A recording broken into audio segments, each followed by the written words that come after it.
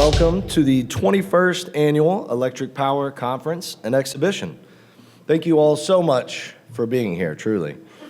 My name is Matt Grant. I'm the Vice President and Group Publisher at Access Intelligence, which of course includes Electric Power as well as Power Magazine, and also our Connected Plant Conference and Distributed Energy Conference. Here at Power, we are extremely proud to be the one and only brand serving the power and energy industry across print, digital, and events for over 135 years. We truly care about the community that we serve and want to do everything in our power to bring you the best content, information, resources, and connections in every channel that you seek them. To that point, we are constantly evaluating on how we are doing and ways to continuously improve. We are conducting on-site surveys again this year at Electric Power, so I strongly encourage you to please take a moment to fill out these surveys that we will have on our trade show floor, as well as with our team roaming around the conference area. Our team is extremely excited to be here in Las Vegas for the very first time at the beautiful Mirage Hotel and Event Center, and on the West Coast, actually, for the first time for Electric Power. Speaking of our team, I would like to take a moment to introduce you to our amazing staff that works so hard and does such a great job putting together this wonderful event every single year. I wish I could bring everyone up here on stage, and I actually requested that, but everyone said they had other stuff going on as they're working away right now behind the scenes to ensure the event is off and running to a very successful start. So a nice slide or two we'll have to do to showcase our amazing team. So I would like to introduce Kim Arellano, Conference Director, Jason Smith, Sales Manager, Jill Dean, Group and Attendee Sales Manager, Ellen Nybor, Senior Marketing Manager, Dana McClay, Operations Manager, Christina Rivera, Operations Coordinator, Melissa Helms, Registration and Events Coordinator, Bridget Green, Sales Director, and Jennifer Schwartz, Senior Vice President and Group Publisher. Please do say hello to our team members as you see them throughout the week. Feel free to offer your input, suggestions, thoughts, comments on our event and how we can continue to improve in serving our community and our industry. If progress is a goal, then change is inevitable. An industry that doesn't adapt to changing conditions will eventually become irrelevant. The power industry faces many disrupting forces, and now is the time to focus on evolving to overcome the challenges. With this belief in mind, the 2019 conference theme for Electric Power is Transitioning Toward the Future, the Next Generation of Power. If you had the opportunity and pleasure of hearing our wonderful power editorial staff discuss the changing power landscape yesterday afternoon, they provided tremendous insight and color into this theme and the quickly evolving energy market. This theme is carried throughout our event, from our conference content to various new elements that you will notice at Electric Power this year, including, first and foremost, our event, as I mentioned, being located on the West Coast for the first time, where a lot of utilities and energy companies are really leading the way in a number of areas, including renewables, energy storage, and distributed generation, just to name a few. You will notice also an expanded data and digital technology track, as well as a brand new distributed energy track.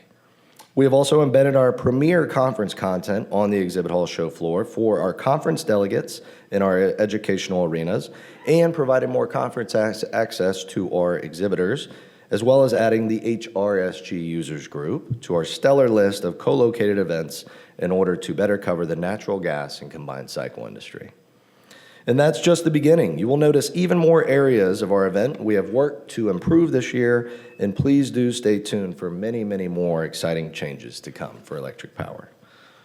Our team is very excited about the top-notch program being presented this year, created and led by our hardworking industry-based committee.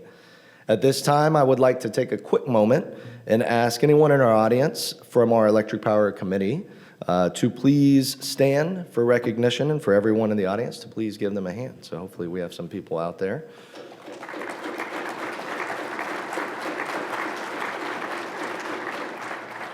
Thank you so much to all our committee members. I constantly hear from our attendees that really year after year our content is second to none. And this is really due in large part to our committee, as well, of course, as our conference director, Kim Arellano.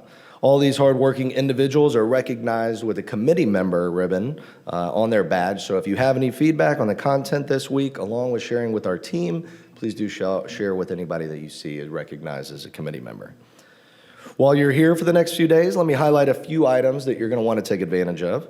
First, please take out your smartphone or your tablet, and I'm going to wait until I see everybody pull it out of their pocket or their purse. I'm just kidding. But not to text your friend or your colleague that you can't wait for this guy on stage to quit yapping and shut his mouth, but to download the free Electric Power app sponsored by our grant sponsor, United Rentals. All you have to do is search for 2019 Electric Power in the iOS app or Google Play Store. This will keep you up to date on everything going on this week, and please be sure to also allow notifications so you get reminders for all the great events that we have planned for you, as it is going to be an action-packed week. At Electric Power, we pride ourselves on our compelling conference sessions, as I already mentioned, but please do be sure to take time over the next couple of days to visit our exhibit show floor just down the hallway. This event for the industry and for all of you in attendance simply would not be possible without the support of our exhibitors and sponsors that invest. On the show floor, you will network with key solutions providers and get to see the latest in products and services addressing all of the topics covered throughout our conference. Plus, you will have the opportunity to win our 5K a day giveaway and attend conference sessions in our brand new educational arenas, which are both available to conference delegates. If you are a generating company, you can lounge and connect with your peers in the Power Club, sponsored by Siemens. You can also charge up your phone at the MHPSA Charging Lounge, grab some coffee to keep you going, as we all need through long weeks like this. Sign up for a free subscription to Power Magazine, grab lunch, and network at our fun receptions that we have planned. Speaking of receptions, I hope that everyone enjoyed our opening Casino Royale networking reception last night, sponsored by ABB. And I hope you all won a ton of fake money. No, seriously, hopefully any good luck you got last night and learning the games here at the casinos in Las Vegas will transfer over to real winnings and real cold hard cash for you in the actual casino if you choose to partake. We also have our Viva Las Vegas reception tonight on the show floor from 4:30 to 6 p.m., where I'm almost certain, as no surprise, there will be an Elvis Presley sighting, as many of you might see when you come here to Vegas. We hope you'll join us to celebrate our 21st birthday together here tonight. Finally, tomorrow night, we will have our College Rivalry Showdown networking reception from 2:30 to 4 p.m., sponsored by United Rentals, our grand sponsor, where I hope to see some of you supporting your college or whoever that is you root for. Personally, myself, I will be representing the very soon-to-be college football national champions, the Fighting Texas Aggies of Texas A&M University. Thanks and Gig'em. I thought I heard a whoop. I was hoping I would. Now, at this time, we'd like to recognize a couple of our sponsors in particular. First off, I would like to thank our grand sponsor, United Rentals, for their incredible support with Electric Power and of Electric Power for many, many years. Please go by and say hello to their team on the show floor. Their booth is right as you enter, and be sure to check out their presentations they're putting on throughout the event at their booth. And a big thank you as well to our wonderful host utility this year, NV Energy, for being such tremendous partners and really helping to make this possible. Coming to the stage for NV Energy to accept a plaque in appreciation of their support and to say a few words is Kevin Garrity, Senior Vice President of Operations. Thank you very much. Absolutely. Thank you. Get a picture here. All right, yeah. Real quick photo op. University of Pittsburgh, by the way. All right. Definitely on nobody's list of national champions anytime soon. So good morning. First of all, thank you for bringing this to Las Vegas. I've been part of Electric Power for 10 years. I've served on the committee that puts these things together, and it's really great work to see what you've brought here to Vegas, and I hope this is the first of many. Great selection and property and hosts there, and I hope you enjoy everything about your stay here in Vegas. I'm going to keep my comments brief. I thought it might be helpful to kind of at least appreciate Vegas for a little bit more than what you see on the Strip, and appreciate our fine state and how things have changed here. I moved here 11 years ago from the great state of West Virginia, also probably one of the best colleges out there. And I moved because I was primarily with a coal utility The utility was pretty much 100% coal power. And really thought, yeah, I need to work about another 20 years, or else my wife will leave me. So I need to have a great job. And I looked for something in the West, something to where things were changing and changing fast. And then just by a stroke of luck, I ended up in Las Vegas. And just what a ride it's been. Today in Las Vegas, if you were to see us in 2005, we were primarily a coal-supplied utility. Today, coal represents about 6% of what we do. In about 6 months, it'll represent about 3% of what we do, and by 2025, likely 0. And so over that time frame where we have closed some coal plants, we've bought and built gas, we've added tremendous amount of renewable energy. We've done that in a time frame where we've also kept our rates lower today than they were 10 years ago. And I really very, very much proud of that, and I can see a lot of my team members here in the audience, and I really thank and support them for making that happen, because it's been a fun thing to do. I thought it'd be helpful just to kind of give you a little bit of an idea about our energy supply in Las Vegas. So Vegas will peak somewhere around 6,000 megawatts most summers.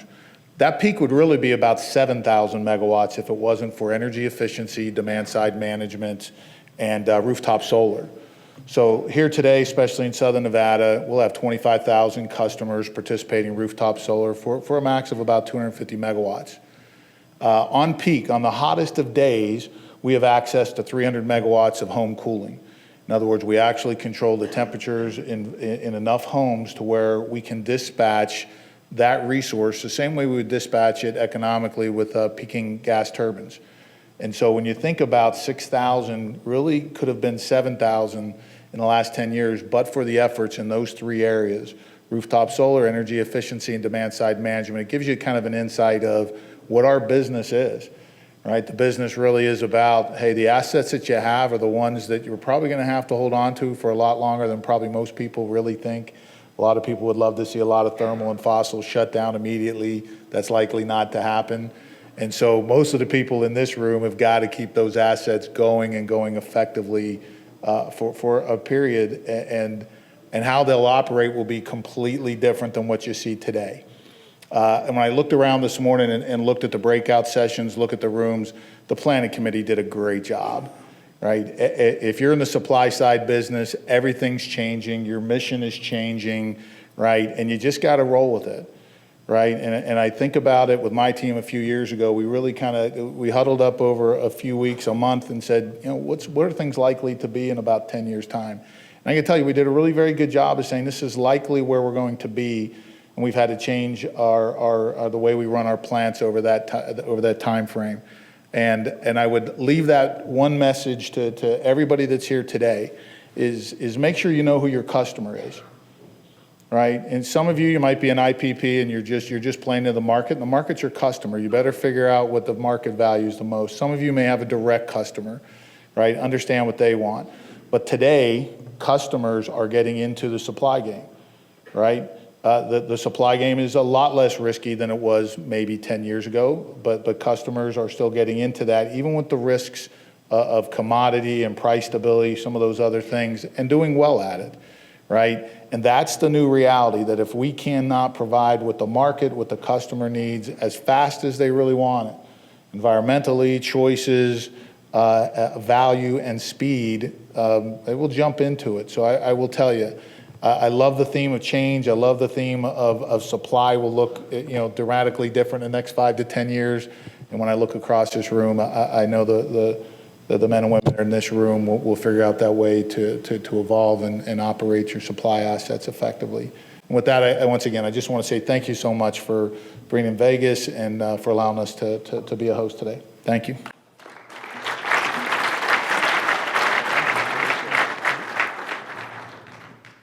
Thank you so much, Kevin. While we're happy here to enjoy Electric Power 2019, I would be remiss to not put Electric Power 2020 on everyone's radar. We are very excited to be in Denver, Colorado next year at the Colorado Convention Center, April 14th through the 17th. where you can expect, as I've mentioned before, even more new, exciting, and innovative elements to look forward to as we can continue to transition toward the future for our event alongside our industry. At this time, we would like to show you a short video, and then my colleague, Aaron Larson, executive editor at Power Magazine, will take over in introducing our keynote speaker, executive roundtable, and the rest of the great content to follow. So thank you very much, everybody, for attending, and I hope you have a wonderful and productive week.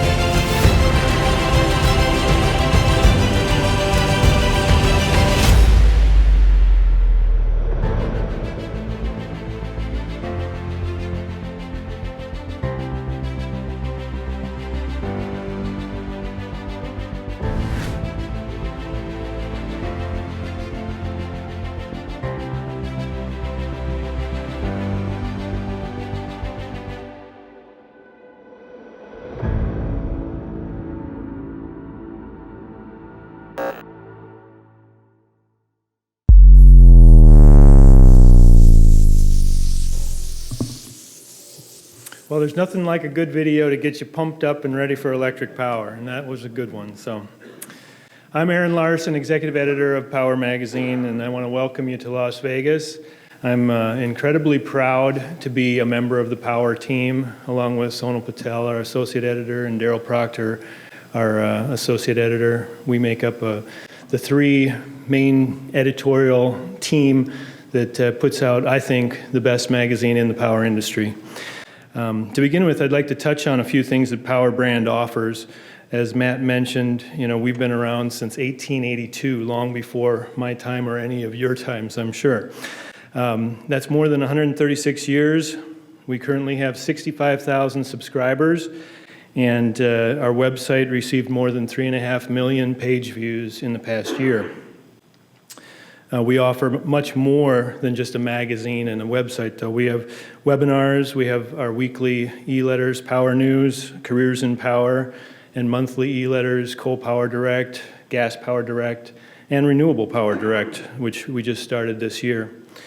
You can follow Power on social media. We have a Twitter, Facebook, LinkedIn, Instagram, even Pinterest accounts. And we also have a podcast that I host that's available on iTunes, Stitcher, SoundCloud, and other podcast platforms. We have a bookstore on our website, and we offer a content viewing app that has current issues and archives. And we also have an awards program in which we recognize top power plants every year, which we'll be announcing shortly. Power-related conferences are a big part of our brand, and in the video you saw clips from the Connected Plant Conference, which we held in Charlotte, North Carolina back in February. It was a great event. It's been well received by the industry. Our Distributed Energy Conference was also highlighted in the video. That was in Denver last year and will be again this year. Again, we sold out that event, and there's just a real interest in distributed energy right now, and we think that's going to be a real big event for us going forward. This conference, of course, we're very proud to be a part of, and Electric Power offers us all the opportunity to meet with and learn from colleagues from around the world. So I want to thank you all for coming, and I hope that you really get a lot of value and take home a lot of usable information from this event. With that, it's my pleasure to introduce our keynote speaker today, here to talk about power supply options from a commercial consumer perspective is Henry Shields. Henry is the Executive Director of Finance and Analysis for the Corporate Sustainability Division of MGM Resorts International here in Las Vegas. The division was created by MGM for the purpose of elevating environmental responsibility to the level of a core company principle. In his present position, Henry provides analytical oversight and support for all division initiatives. This includes the evaluation of strategies and tactics to deploy resources and reduce the environmental impact of company operations. And as you can imagine, resorts use a lot of energy. Henry also manages elements of the company's energy procurement, including utility relations and the regulatory environment. MGM Resorts International took a bold step in 2016 when it ended its energy buying relationship with NV Energy and instead chose to purchase electricity from private providers. Henry will explain the whys and hows behind the company's trek toward sustainability. So please join me in welcoming Henry to the stage.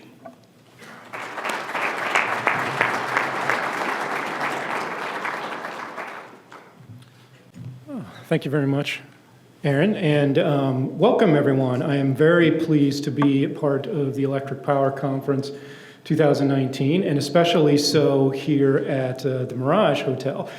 Yes, the Mirage is one of the properties under MGM Resorts International, so welcome, partake very much, have a good time and experience the Las Vegas environment. This is also a property that's very important and unique to me personally, because I actually began my career with MGM Resorts here at the Mirage. Some double-digit years ago, about 18 in fact, I was hired as an analyst in the finance department here on property before I ended up developing somewhat of a niche in where we are now in dealing with sustainability and with energy.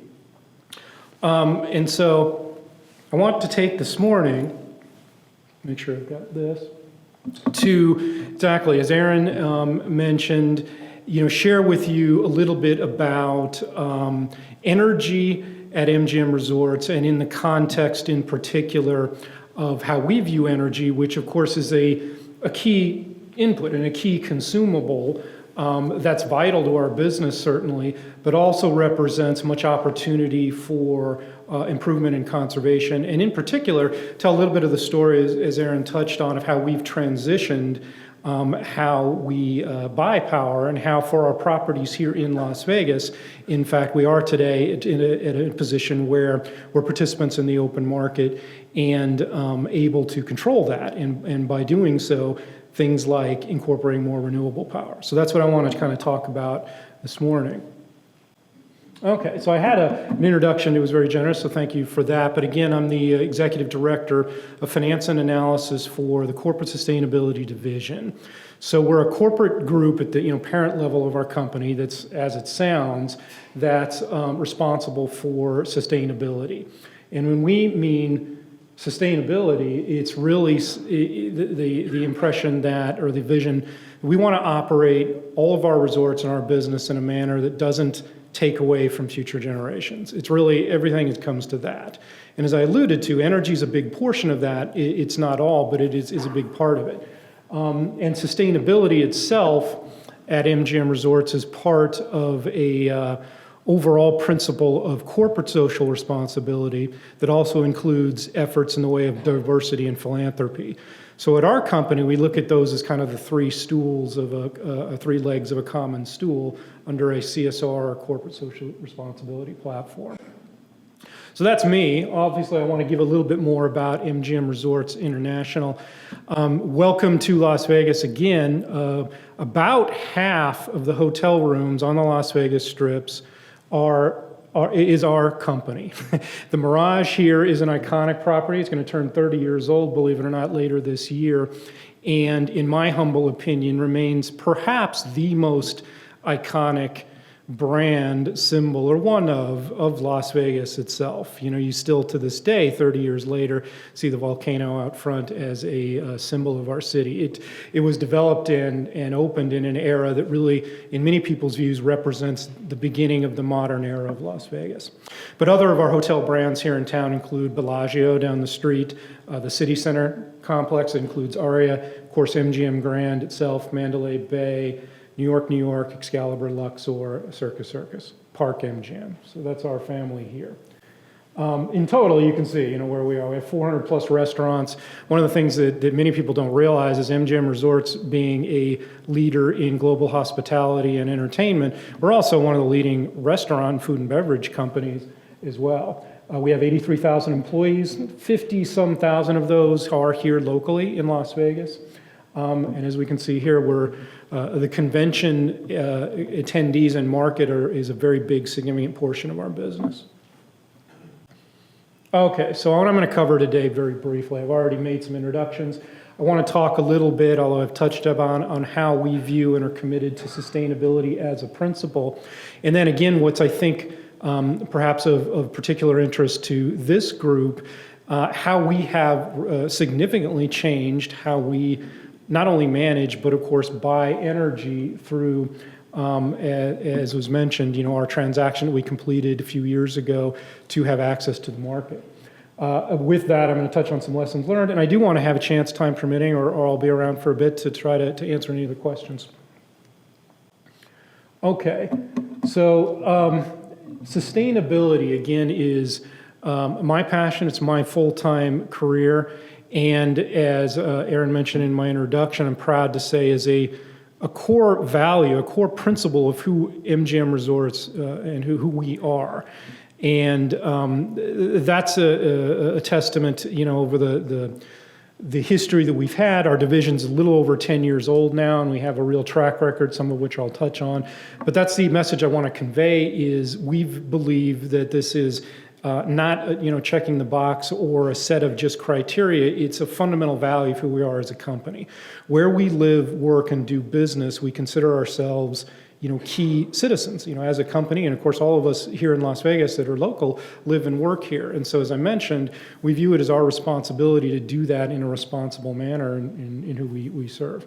The other side of it, of course, is folks like yourselves, but also all of our guests and customers, more so all the time, expect and demand this. It is not uncommon now, even visitors to Las Vegas, even in the leisure segment, to ask these kind of questions like, hey, what does the Mirage do in terms of, its practices? Do we recycle here? Do we do these things? And I'll touch a little bit on each of that. But particularly, we look at these areas. Our business, a big portion about it is about design and construction. Some of that is on the big scale in terms of new resorts and developments, but it's also very much the need of buildings like this to constantly be renovated, remodeled, and reinvented, really, and that's a portion of it. The actual day-to-day operating practices of how we do business, which includes, in fact, how we buy power, and more broadly, our policy initiatives and in the areas that we support and exert our influence in the way of climate leadership. So that's what I'm going to kind of talk about generally. So when we say design and construction, so these are here, historically going back about 10 years, our major projects. And throughout those, you can see, we've employed a number of people full-time in the effort of construction. And in terms of MGM's position, it invested about $8 billion. The biggest, the first item on the list here that's still an iconic mention in the area of sustainability and in large-scale development is the City Center campus here just south on Las Vegas Boulevard from where we are now, whose centerpiece, of course, is the Aria Resort and Casino, but also includes the Veer Towers, the now Waldorf Astoria Hotel, the Crystal Shopping Center. About 16 million square feet, in fact, that campus now encompasses. Upon its opening, and it's 10 years old now, or will be, I guess, it was in 2009, that campus was awarded 6 individual LEED Gold certifications. And you have to keep in mind that, that process was from 15 years ago. And when we brought that to the U.S. Green Building Council, and of course, when we determined that we wanted to build green, we felt it was imperative.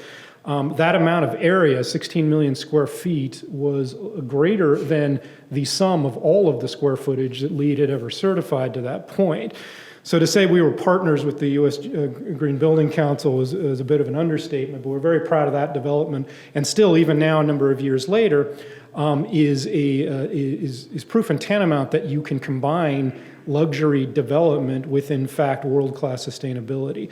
And for a number of reasons I'll touch on. Its energy efficiency, the materials that went into it, and of course, if you're here in town, you step outside the Mirage, if you go nowhere else, you should visit City Center. National Harbor and Springfield are new properties and regionals outside of Washington, D.C., and of course in Massachusetts in Springfield. MGM Cotai is a development. It was a little over a year old now in the Far East. The park and the T-Mobile Arena, that's the other pitch I'll make. If you have any opportunity to attend an event at T-Mobile Arena, in my very humble opinion, it's the finest arena in the world, in fact, and is very, very Las Vegas and very much complements our city. The park is the development outside of it. Point being that each of these developments, in fact, built on the city center experience and achieved the same or even better environmental certifications in the way of LEED or other appropriate areas. So that's a snapshot of construction. This is the MGM Grand National Harbor right outside of Washington, D.C. That's a little over a year or so old now. When you're talking about environment, there's the picture of T-Mobile and some of our other spaces. This is the front desk at the bottom here at ARIA, in fact. Just very briefly, when you're talking about building green, it's a myriad of things. Energy being a significant portion, but not there all of it. It's all about where you're developing and the sites and things. It's about the materials and processes of construction, and the occupant health and things of people that work and live there as well. Okay. One other item I'm going to mention before I go to that, particular to City Center, and I'll touch on another. One of the key elements of the sustainable design of that product, that project, it's also relative to what we're talking about today, is it's one of the few properties in our industry around that has its own power plant. They have a combined heat and power plant there. It's a little over 8 megawatts that ends up serving about 30% of the electrical load of the property and the majority of its heating load. And it was a big reason. It's natural gas fired, so it's 2 twin turbine engines, but being on site and being in position to capture the waste heat was a big portion for why City Center as a property on a relative per square foot basis functions more than 30% more energy efficient than comparable properties across the street or down the street. And so that's one of the examples of earlier on, 10 years ago, how we did diversify our energy portfolio, and that campus again gets its base load and a good chunk from its own self-generation. The second, I don't have a photo of it here, is at Mandalay Bay, that 5 years ago, the Mandalay Bay Convention Center, which is at the south end of the Strip, has 28 acres of uninterrupted contiguous rooftop. I kid you not, 28 acres.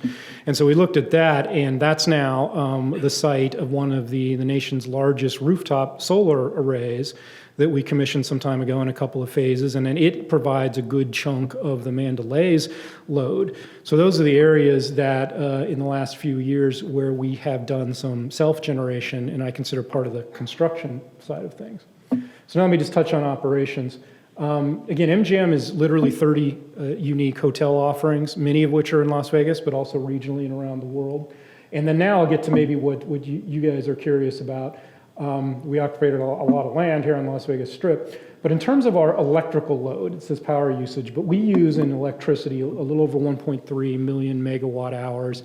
Most of that is in Las Vegas, but that is our company-wide figure. And when I talk about that to folks, it helps to give some context. And so if you look at the average home in the U.S. And do the math, that's the equivalent of more than 100,000 homes. So if I'm in position, or my group with our operators, where we can say, let's do a project that saves 1% of our electrical load, You might say 1%, but then I can say, well, that's like taking 1,000 homes off the grid, forever, so to speak. And so that's the kind of leverage and scale that we operate in, and one of the reasons why I consider myself, fortunate in what I do. Okay, so getting into some more detail about our energy strategy itself, and then touching on the changes that we've undergone in the last few years. So what do we mean by MGM's energy strategy? Well, it's these areas here. It's how do we make our facilities like the Mirage and like all of them as high performing from an energy standpoint as we can.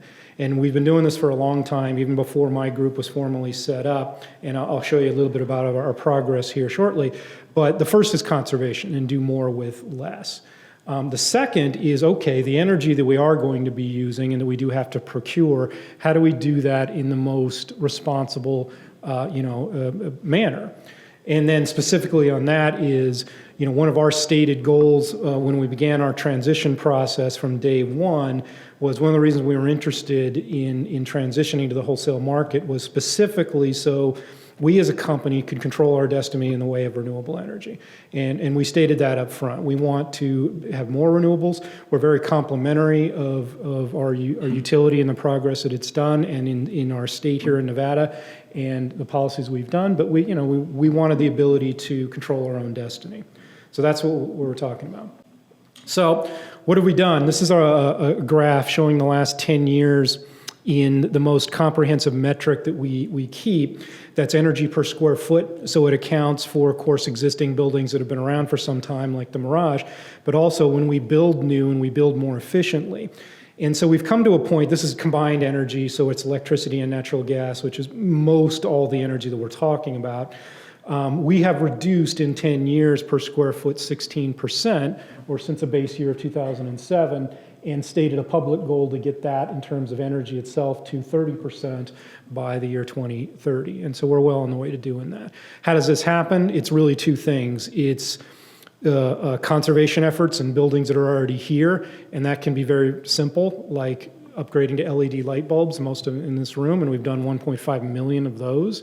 And it can be more intricate, like the management, building management systems that run these facilities or any large-scale facilities becoming more sophisticated and understanding, precisely where power is used, what times of day, things that you would think of, like don't cool space where nobody is, and have more and more efficient lighting and those kind of things.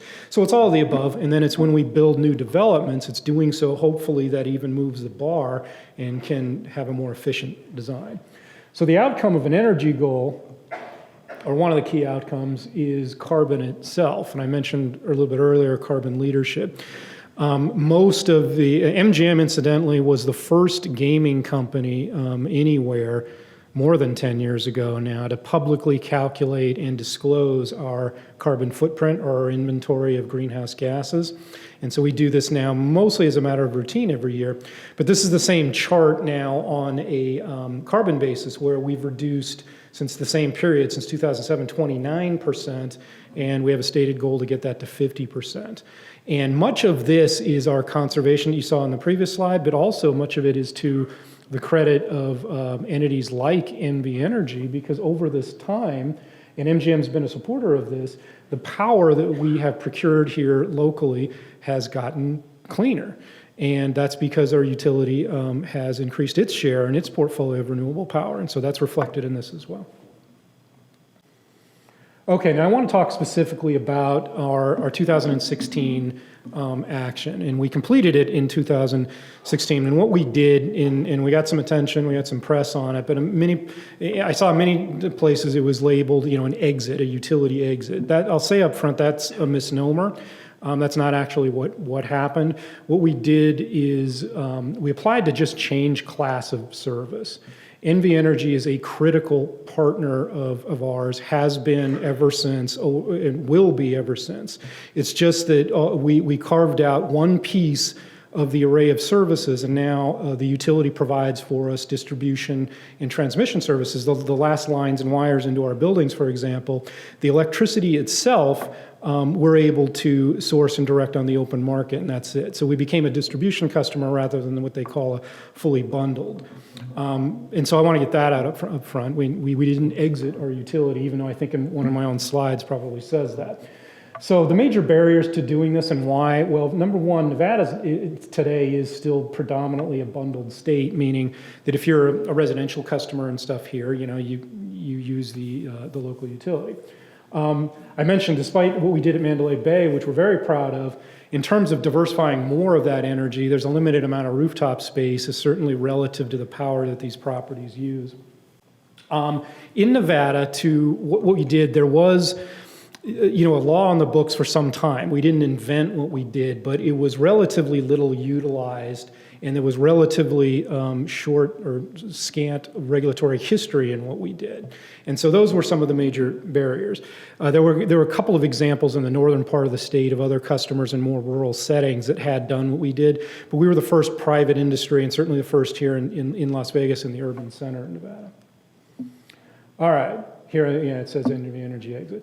So the pros from our standpoint, again, was control our destiny in the way of renewables. Some particulars for people that are in the power business. By becoming a distribution customer, there's a little different structure to rates and things that we also understood. And it gave us more direct control over our energy expense. In terms of the potential cons of such an action, well, much of it was unknown. MGM Resorts is a hospitality company. We're after all, energies, is probably after our employees, and perhaps the second most important thing that we need in terms of partners, but we're not an energy company. So many unknown, potential issues that we had to work through. The process itself, which I'll touch on a little bit, it was expensive. And questions we had at the beginning about to what extent could service, of our power or anything be affected. The shorter answer as to that is that it shouldn't. We still have the utmost confidence because, as I mentioned, our local utility ultimately is responsible for this grid and for service reliability. So that hasn't fundamentally changed. But before we got into it, those were questions that we legitimately asked. What actually happened? So this was a case that was it was a state level case in front of our Public Utility Commission. It was filed 4 years ago now. What it essentially involved, and I mentioned there wasn't a lot of track record, so the commission did a lot of analysis around, okay, MGM's business is a significant part of the electric grid here. What does it mean by what we're contemplating? And most importantly, what, if any, are potential effects on other customers? And so this was a public process, even though there was much behind the scenes. There was a hearing. There was a public hearing where many interested parties participated. And then in January 2016, we received permission from our regulators, our commission, to, in fact, exit under a number of conditions, namely which we had to make some infrastructure upgrades, again, with our partners at the utility.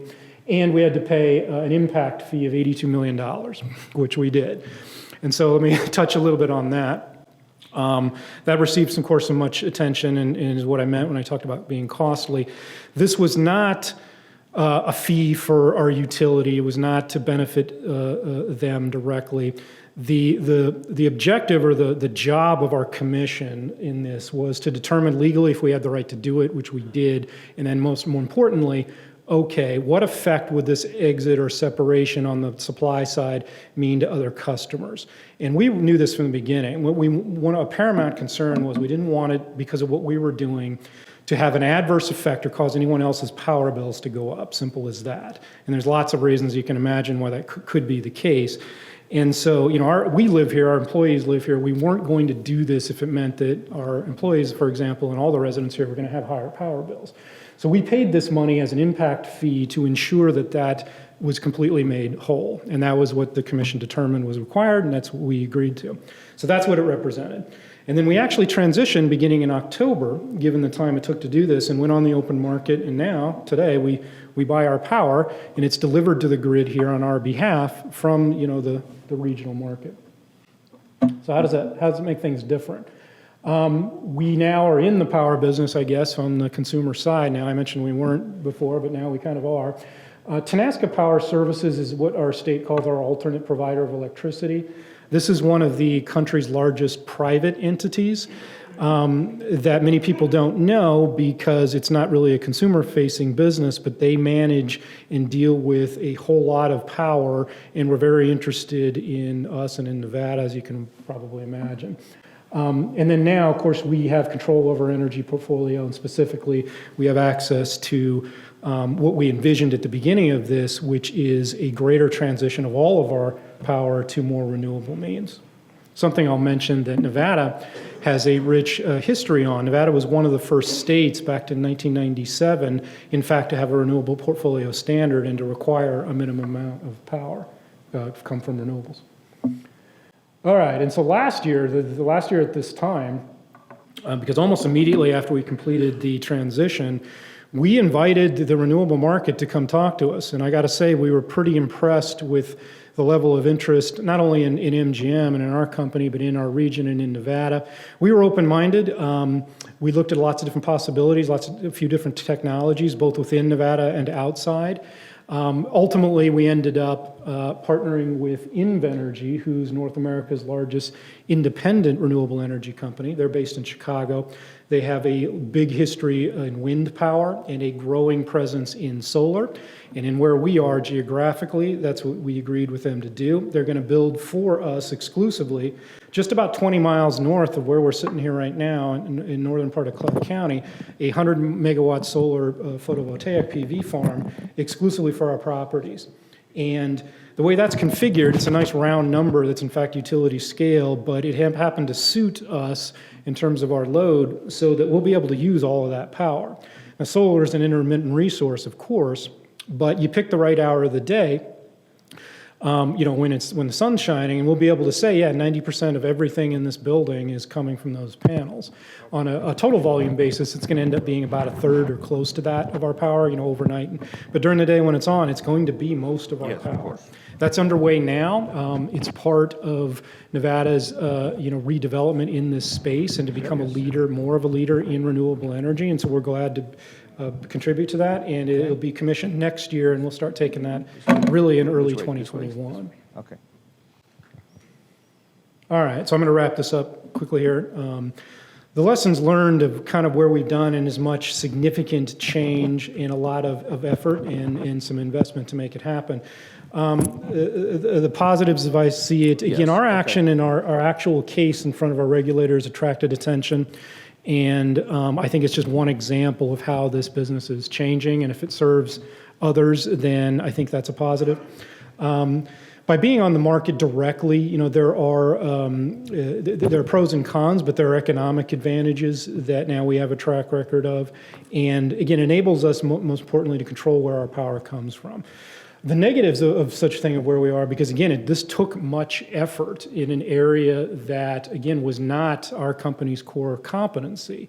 So we spent a lot of time, people like myself, a lot of outside help too, in learning about this. And of course, as I mentioned, it was expensive and required some technical challenges and dealing with complicated legal and regulatory areas. But we believed in it, and it's been proven successful. Thank you. So lastly, it's more broad, and this is one action. I personally work full time on this effort for a while, but I point to it as an example of my company's willingness in this space when we're talking about sustainability and we're talking about CSR, of really, daring to question how things are done and willing to be a leader. And just because, we've bought electricity this way ever since, doesn't necessarily mean that tomorrow that has to be the case.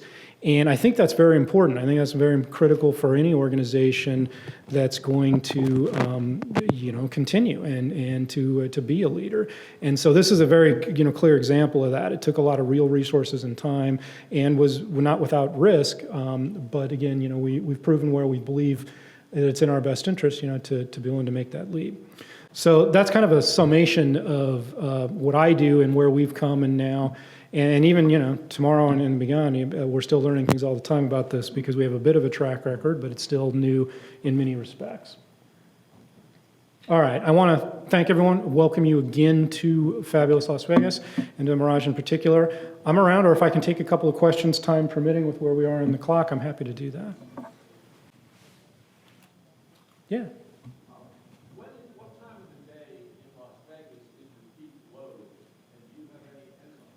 No, that's an excellent question. It's a little bit seasonal throughout the year, but about 7 p.m. Thereabouts, which if you compare us to the overall system, it's a couple hours, I think, later than the average. That you might expect because, the hotels get busier it's right when things get dark and you have exterior lighting, and you still, of course, in Vegas have perhaps close to the heat of the day. In terms of storage and things, not on a big scale, but that's the frontier, the next area that we're very keenly interested in. And in my view, is how we're going to, number one, continue to advance our level of sophistication in how we manage things. And along with that, it's like, okay, well, if it's ideal to shift more consumption from 7 p.m. to 6 p.m., how do we do that? But also, I think how we're going to even become more renewable than we will after our current project is going to be via methods like that through storage. Anyone else? There you go. Yeah. If something catastrophic happens with one of your contracts or one of your facilities, does NV Energy still have responsibility to make up the shortfall? Yes. Yeah, that was one of the key features, and I touched on it, but NV Energy provides distribution, transmission, and what I didn't mention specifically is ancillary services for us. And so the short answer is, yeah, if for some reason we had an interruption in supplies, they would step in, and that's one of the key elements to be able to do what we're doing, yeah.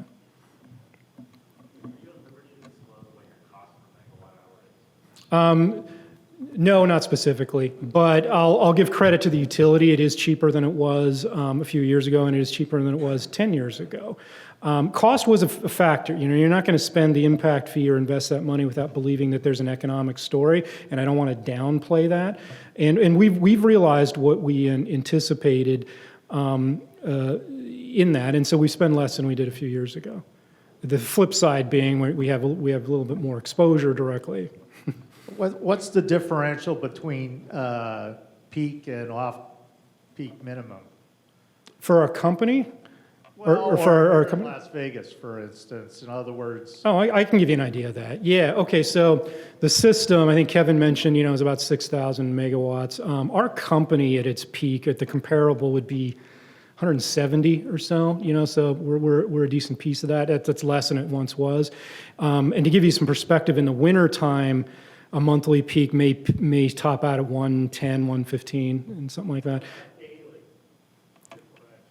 You mean during an hour of the day? yeah, in other words, it's a 50%. Well, off the top of my head, I'm not sure I can give you the exact number, but I'll tell you this. At a hotel like this, the daily curve that goes up at its peak and down is much less steep than say a residence, and it's because we run around the clock and stuff. So it's not nearly as dramatic as say a small business would be that turns the lights off and locks the doors, or somebody at home that does something similar. So we see that peak, and like I said, it's always early evening, around 6-7 p.m. or so, but it's not nearly as dramatic as what you experience at home, for example.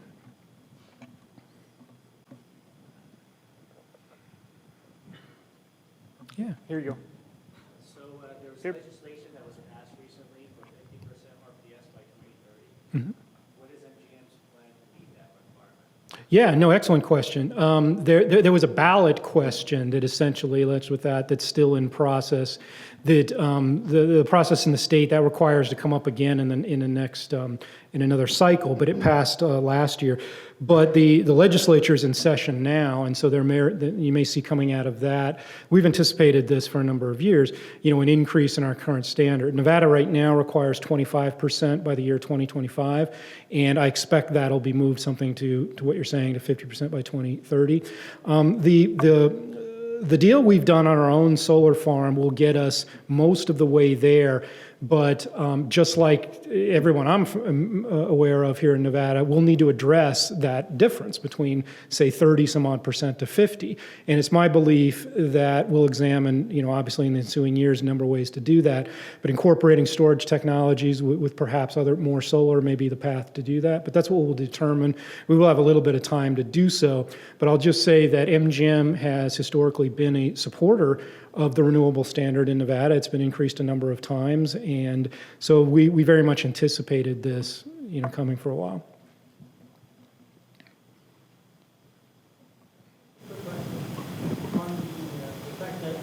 Here, just a second.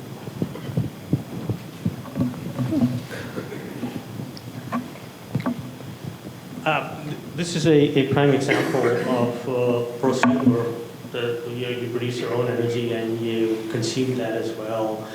And this trend is obviously developing. My question to you is, in your discussions with NV Energy, do you find it that there is a risk in their side where if you start growing more energy independently, what does it do to their IRP, and how much commitment you have to make to say X amount of energy you will consume because they have to plan for it? So I'm trying to understand how that affects your planning at the same time, and do you have certain obligations to NV Energy to make them cut it a whole, I suppose? But.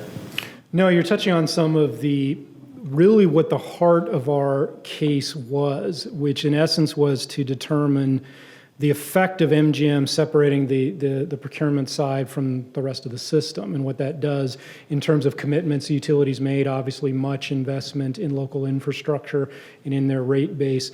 And so that's what our case, the detail was about. To really answer your question, there aren't any specific commitments on our side. I mean, we don't have a minimum or a maximum amount of power that we're allowed or committed to do. I fully expect our load on a relative basis, notwithstanding new development, to continue its trend down because we still have conservation to do and things.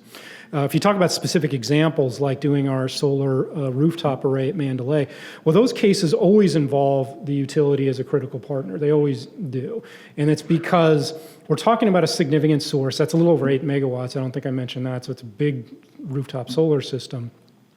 Although it's designed to not feed onto the grid, and that was a key consideration, there's a formal agreement with the utility because they're still the responsible party for the whole grid, and to the extent that that's a piece of it, so they're always going to be our partners in that regard.